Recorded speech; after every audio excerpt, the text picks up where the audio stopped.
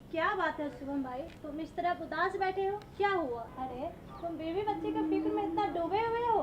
क्या मजाक करी, अभी तो मेरी शादी भी नहीं हुई है। अरे हाँ कब आई? हाँ, आओ हम बैठो। जानते हैं शादी नहीं हुई है, लेकिन क्या हुआ बताओ। क्या बताए, जिंदगी में सिर्फ अंधेरा ही अंधेरा दिखाई देता है, कुछ समझ में नहीं आ रहा। अरे अरे बताओ, पहेली मत बुझाओ, हुआ क्या है? बेस पॉइंट पे आओ, बताओ क्या हुआ। पहले बाहर में हम कमाते थे, अच्छा। ठीक ठाक चल रहा था। अब तो ऐसा है कि हम घर बैठे हुए हैं, कुछ समझ में नहीं आ रहा है, कोई रोज़गार ही नहीं है, क्या करें ना करें। बिल्कुल ऐसे ही बैठे हुए हैं, अंधेरा अंधेरा दिखाई दे रहा है। तो इसमें फिक्र करने की क्या जरूरत है? अरे तुम यंग हो, पढ़े लिखे हुए हो, फिर भी अपना थोड़ी सी तो दिमाग लगाओ, काम कर सकते हो। वो कैसे? अरे एक है ना श्रमिक योजना में काम, तो हर मजदूरों को काम मिलती है, जो बाहर से आए हुए हैं या फिर कहीं भी रहते हैं, जो मजदूरी करते हैं, उन्हें श्रमिक योजना, नई श्रमिक योजना के तहत हर तरह की काम दी जाती है, हर तरह के काम लोग कर सकता है। तो अच्छी योजना है। हाँ ये थोड़ा तो सा बहुत। इसके बारे में विस्तार से बताओ हमको। अरे यही तो है प्रॉब्लम कि हम भी सुने हुए हैं, लेकिन इसके बारे में विस्तार से हमें जानकारी नहीं है। ऐसा करो ना, तुम यहाँ बैठे रहो, हम ले करके आते हैं डॉक्टर सियाराम शर्मा जी को। ठीक है, तुम यहाँ पे बैठे रहना, हम जल्दी लेके आएंगे, जानकारी मिल जाएगी। क्या कर रहे हैं शुभम भाई? डॉक्टर सियाराम शर्मा जी आ गए हुए हैं। जी जी सर, प्रणाम सर। जी नमस्ते। सर सियाराम सर आप हुए ना सर? जी सर आप परिचय थोड़ा सा हमको बता देते सर। मेरा नाम डॉक्टर सियाराम शर्मा हुआ, भारतीय मजदूर संघ के पूर्व प्रदेश अध्यक्ष, कर्मचारी राज्य बीमा निगम बिहार के क्षेत्रीय परिषद के सदस्य, न्यूनतम मजदूरी बोर्ड के सदस्य और विभिन्न सारे संगठनों का मैं सदस्य हूँ। अच्छा सर जी ऐसा है ना कि ये हमको कुछ बता रही थी, हम सर पहले बाहर में कमाते थे। जी जी तो जी। बहुत दिन से आए ना, तो यहाँ बैठल हैं सर। आप समझ में नहीं आता क्या करें ना करें, तो ये बताइए कि कोई नई श्रम नीति है ना, जो नई श्रम नीति से है ना कि रोजगार मिल जाएगा। तो सर ये नई श्रम नीति जो है, योजना जो है, ये क्या है सर, थोड़ा उसके बारे में विस्तार से। आपका प्रश्न ये है कि आप बाहर से आए हैं, अब आप क्या करें। मैं आपको ये बता रहा हूँ कि अभी श्रमिक क्षेत्र में अभी दो तरह का कार्ड बन रहा है। एक भवन एवं पथ निर्माण का जो एक्ट है, उस एक्ट के तहत पूरे देश में मजदूरों का कार्ड बन रहा है। दूसरा, कोरोना पीरियड के बाद जब मजदूर रोड पर आ गए अपने घर जाने के लिए, तो भारत सरकार ने ई कार्ड का शुरुआत किया है। तो मेरा आपसे ये निवेदन है कि कृपया आप दोनों कार्ड बनाएं। अब आप किस में आते हैं? करीब 36 प्रकार के कार्ड ई कार्ड में आ रहे हैं, और भवन एवं पथ निर्माण में 16 प्रकार के मजदूर आते हैं। तो अब आपको ये समझना है कि आप कौन सा काम कर रहे हैं और आप किस विभाग में आएंगे।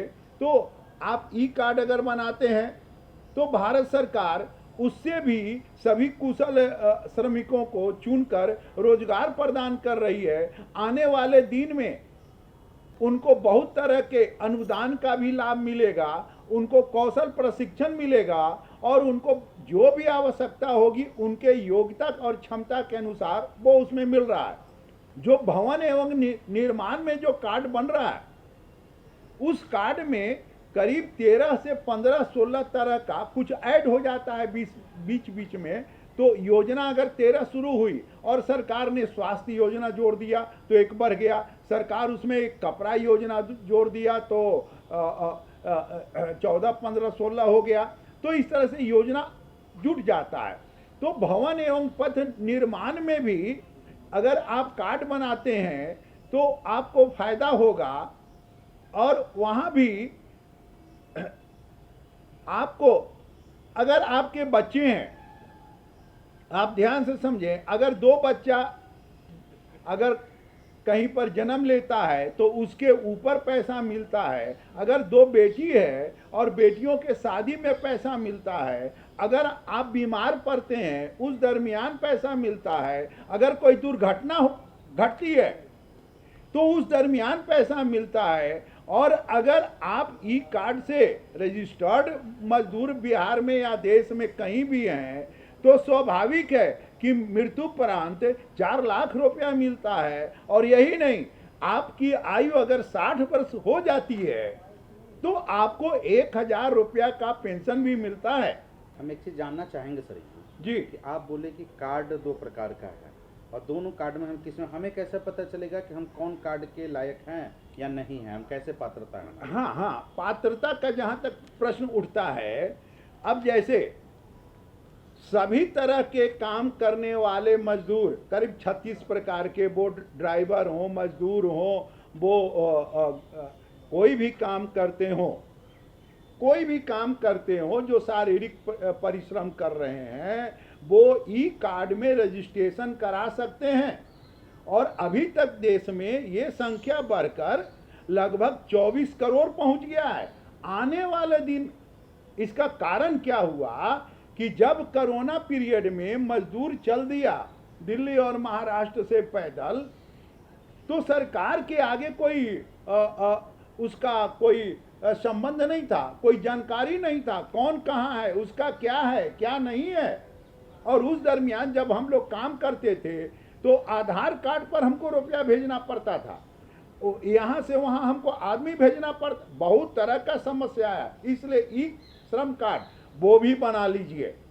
दूसरा, अगर आप श्रमिक हैं और शारीरिक श्रम करते हैं और मजदूर करते हैं, जैसे भवन निर्माण में, रोड में आप रेजा हैं, लेबर हैं, बड़ी मिस्त्री हैं, लोहार मिस्त्री हैं, बिजली मिस्त्री हैं, प्लम्बर हैं, इस तरह का 16 प्रकार के काम, बालू का सप्लायर हैं, 16 तरह के काम अगर आप करते हैं तो भवन एवं पथ निर्माण में भी आपका कार्ड बनेगा।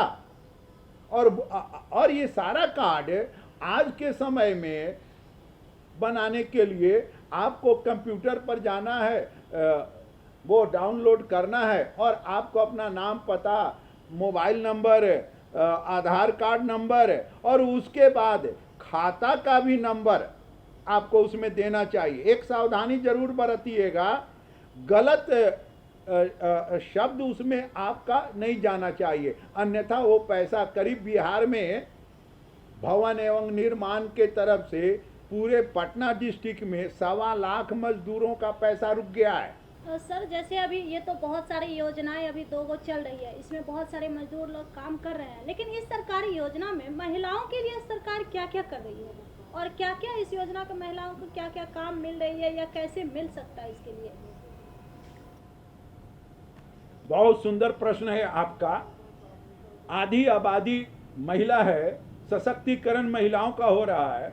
सबसे पहली बात, बच्चियों के पढ़ाने के लिए भी भवन एवं पथ निर्माण विभाग से, इस योजना से, इस एक्ट से पैसा मिल रहा है। पहली बात, अगर 2 बच्ची किसी भी मजदूर का है और वो रजिस्टर्ड मजदूर है, ध्यान रखेंगे एक बात, वो रजिस्ट्रेशन होना चाहिए। अच्छा, जिसका रजिस्ट्रेशन नहीं हुआ है, हाँ, तो उनको नहीं मिलेगा उनको ना, नहीं मिलेगा। नहीं, उनको नहीं। जिनका रजिस्टर्ड है और वो बच्ची का शादी करता है, और शादी नियम के अनुसार 18 वर्ष की आयु, ध्यान रखेंगे, पात्रता होना जरूरी है, तो उसको पैसा मिलेगा। उसके बाद अगर उसका बेटी है, बेटा है, कोई भी पढ़ता है, वो इंजीनियरिंग पढ़ता है, मेडिकल पढ़ता है, तो उसके लिए भी पैसा मिलेगा। आपको एक बात और बता दूं, ये चीज आपके माध्यम से जाना चाहिए जनसाधारण में, कि पूरे देश में जिसके भी माता और पिता का ESI कटता है कर्मचारी राज्य बीमा योजना से, जो भी निजी या सरकारी या पब्लिक किसी भी सेक्टर में काम करने वाले मजदूर हैं, और उनके माँ बाप का अगर पैसा कटता है और उसका बेटा या बेटी 12वीं क्लास के बाद, साइंस के बाद अगर मेडिकल का परीक्षा देता है तो पूरे देश में 436 सीट इन मजदूर के बेटा बेटियों के लिए रिजर्व है। बीटा में ईएसआई का जो अस्पताल बना, वो मेडिकल कॉलेज बना, उसमें 35 सीट आपके मजदूर के बच्चों के लिए, बेटा बेटी के लिए रिजर्व है। सर जैसे जो इस कार्यक्रम के दौरान जिसके पास वो बना हुआ है उसी इंसान को पैसे मिलते हैं, वही मजदूर को जो जिसका बीमा का वो योजना बना हुआ है, और जिसका नहीं बना हुआ वो मजदूरी सालों कई सालों से कर रहे हैं, तो उनके लिए क्या लाभ है और वो इस लाभ कैसे ले सकते हैं? देखो, सबसे पहले जिनका नहीं बना हुआ है, जी। आयु पथ एवं भवन निर्माण में पात्रता 18 वर्ष से 55 वर्ष का है। 18 वर्ष से 55 वर्ष के आयु का जो भी मजदूर हो, वो महिला हो पुरुष हो, वो कहीं भी जाकर वो बूथ से अपना रजिस्ट्रेशन करा सकता है। अच्छा। उसको मात्र 50 रुपया उसको शुल्क देना पड़ेगा भारत सरकार को, यानी विभाग को। अच्छा। और यहाँ पर एक चीज हमेशा ध्यान रखिए, ये जागरूकता का सवाल है। अगर वो जागरूक हो गए तो उनको मिलेगा 55 वर्ष की आयु तक। 60 वर्ष से पेंशन शुरू होता है और हर 5 वर्ष के बाद उनका पुनः मूल्यांकन होता है, वो जीवित हैं नहीं हैं क्या है, तो ये मूल्यांकन होता है। तो कृपया ये जरूर ध्यान रखें कि वो वहां जाएं। और अगर मान लीजिए कि आपका जो ये प्रश्न है कि जिसका रजिस्ट्रेशन नहीं है, हाँ, तो कृपया आप मुखिया जी के पास जाएंगे, ब्लॉक में जाएंगे, तो बहुत होगा तो बहुत दौड़ने के बाद लाख रुपया आपको मिल सकता है। इसमें कोई एज का मतलब लिमिट भी है जो इतना वर्ष काम करना चाहिए? नहीं, फिर आपको ये रजिस्ट्रेशन कार्ड बनने का मिलेगा? नहीं, अगर आपका आयु 54 वर्ष हो गया और 54 वर्ष के आयु में रजिस्ट्रेशन हो जाता है तो स्वाभाविक है कि 55 के बाद यहाँ रोक है। 60 वर्ष के आयु से आपको पेंशन शुरू हो जाएगा, आपको जो भी सुख सुविधा मिलना है वो मिलेगा, बच्चा को पढ़ने के लिए मिलेगा। यानी देखिए, इसमें बहुत तरह की सुविधा है। एक अहम बात आई है, क्योंकि आपने कहा कि जो श्रमिक लोग हैं उनके बच्चों के लिए मेडिकल में दाखिला के लिए कुछ सीटें आरक्षित की गई है। 400 समथिंग सीटें आपने बताई, वह क्या आधार है? उसके प्राप्तांक में कम आने पर भी, या ऐसे ही उन्हें आरक्षित कर दिया गया? जिस समय आप मेडिकल का फार्म भरता है बच्चा, तो वहाँ उसका नाम होगा, बाप का नाम होगा, तो उसी समय वो ईएसआई में यानी कर्मचारी राज्य बीमा योजना का जो नंबर उस व्यक्ति को मिलता है, नंबर मिलेगा ना, तो जब नंबर मिलेगा तो नंबर लिख देगा ना कि मेरा ये नाम हुआ और ये मेरा नंबर है। तो उस नंबर, तो वो एक अलग आरक्षण का वर्ग बन जाता है, मजदूर आरक्षण का वर्ग। और पूरे देश में ये योजना लागू है। बिहार में 35 मजदूर के बच्चे डॉक्टर प्रति वर्ष बन रहे हैं।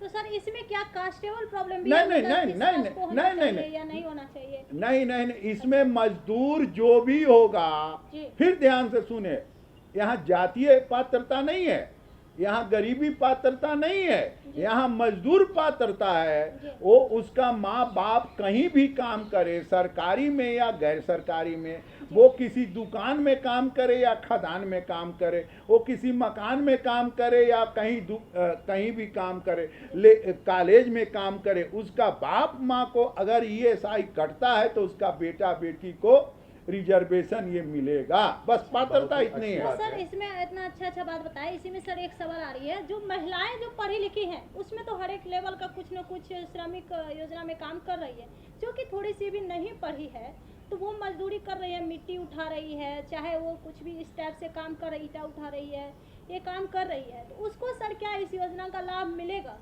हाँ, नहीं, उसको ये साई कटना जरूरी है। अच्छा। हाँ, ये देखिए, इसका पात्रता हुआ, जैसे आयु वर्ग क्या बताया गया इसमें, 18 से 55 55 उसी तरह से यहाँ पात्रता हो गया कि उसके माता और पिता का वहाँ ESI कटना चाहिए। अच्छा। ये पात्रता है भाई, सब कोई को। मतलब हाँ, जिसका पंजीकृत ESI होना। कटता है उसी का मतलब हाँ, होना ही उसी है। का उसी का होगा। जी। यानी हाँ। ये बहुत आवश्यक है कि माता पिता जो कि श्रमिक है वह पंजीकृत हो और उनके कुछ माने भाग जो है ESI फंड में जमा होता हो, जी, है ना? जी, जी, तो जी। उनके ये मान्य होंगे। हाँ, हाँ। एक बात बहुत अहम आपने बताई, तो हम एक चीज़ और जानना चाहेंगे चूँकि हमें आवश्यकता है, और हम आपसे ये कि और भी क्या क्या योजनाएं हैं, जैसे कार्ड की योजनाएं हैं सरकार की, और श्रमिक के लिए कार्ड व्यवस्था है, उसके अलावा और कौन कौन सी योजनाएं हैं, थोड़ा उसके बारे में विस्तार से बता दिया जाए, और कब से कब तक चालू हुआ है। मकान बनाने के लिए, रोजगार, आपको सामान मजदूरी करने के लिए जो साधन चाहिए उसको खरीदने के लिए, साइकिल खरीदने के लिए, इस तरह के बहुत सारे पैसा भवन एवं पथ निर्माण के तरफ से मजदूर को मिलती है। यानी हाँ, लेकिन एक चीज़ ध्यान रखिएगा, मकान बनाने के लिए तभी वो ₹1,00,000 मिलेगा, मरम्मत करने के लिए तभी मिलेगा जबकि उसका ज़मीन अपना हो। ऐसा नहीं कि वो झोपड़ी में है, कहीं है और उसको पैसा मिल जाएगा। ध्यान रखेंगे, ये पात्रता होती है। सर एक चीज़ बातें आई कि मैं ये जानना चाह रहा हूँ कि जैसे सरकार की 2 कार्ड व्यवस्था है कि एक श्रम कार्ड है और दूसरा कार्ड है, ऐसी योजनाएं हैं, तो हम ये जानना चाहेंगे कि जो ये राज्य सरकार भवन पथ वगैरह वगैरह से रोजगार अगर उपलब्ध करा रही, तो ऐसे केंद्र से या अन्य ऐसे श्रमिकों के लिए कौन कौन सी योजनाएं हैं जिसके द्वारा श्रमिकों को ज़्यादा से ज़्यादा श्रम साधन मिल सके या श्रम कार्य मिल सके, तो इसके बारे में बताएंगे। देखिए, दरअसल अभी सबसे अच्छी योजना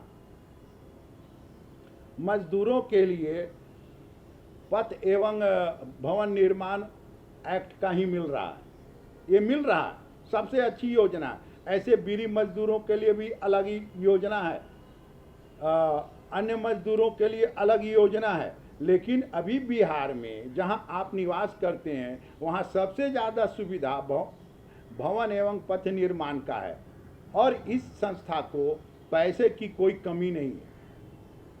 कोई अरबों रुपया इस डिपार्टमेंट में जमा है, इस विभाग में, इस फंड में जमा है, लेबर डिपार्टमेंट में। केंद्र से भी सर, कोई एक योजना सवाल है? आ रही है। जी, केंद्र से भी कोई योजना है? ये योजना तो केंद्र की ही थी ना। अभी केंद्र ने योजना शुरू किया ना, ई श्रम कार्ड है। अब ई श्रम कार्ड में वो रोजगार दे रहे हैं, नौकरी दे रहे हैं, उनका कौशल का प्रशिक्षण दे रहे हैं। वो गांव स्तर तक का जो मजदूर है उसको भी प्रशिक्षण दे रहे हैं। आप अगर 10वीं 11वीं 12वीं पढ़ लिए हैं तो आपके लिए भी प्रशिक्षण है। आप कोई उद्योग खोलना चाहते हैं तो उसके लिए भी प्रशिक्षण है। मान लीजिए कि आप ईटा भट्टा का एक उद्योग खोलना चाहते हैं तो उसके लिए भी प्रधानमंत्री योजना में उसका 11-12 दिन का प्रशिक्षण है, और तब जाकर आपको पैसा मिलेगा। तो सर, जैसे अभी आप एक बहुत ही अहम बात बताए, जो मतलब जिसको जमीन है, तो जिसको जमीन नहीं है, कुछ भी नहीं रहने के लिए घर, वो अगर मजदूरी कर रहे हैं तो उसको इस योजना का लाभ मिलेगा क्या?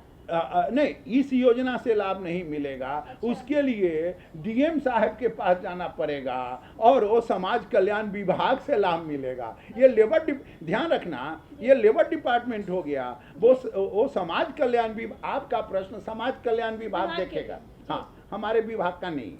ये आप आए और बहुत अच्छी जानकारी दी है सर।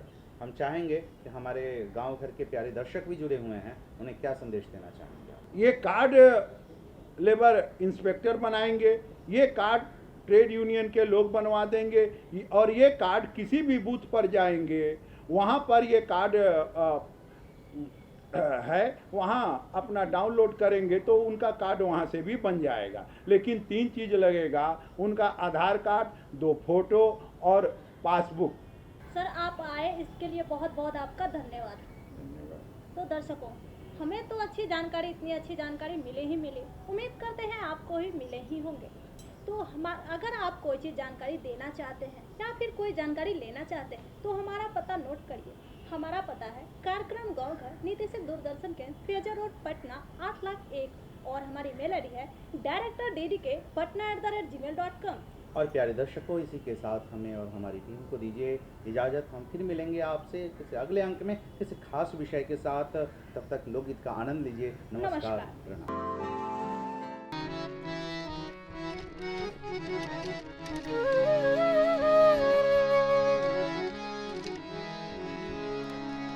जोड़े जोड़े सुपवा जोड़े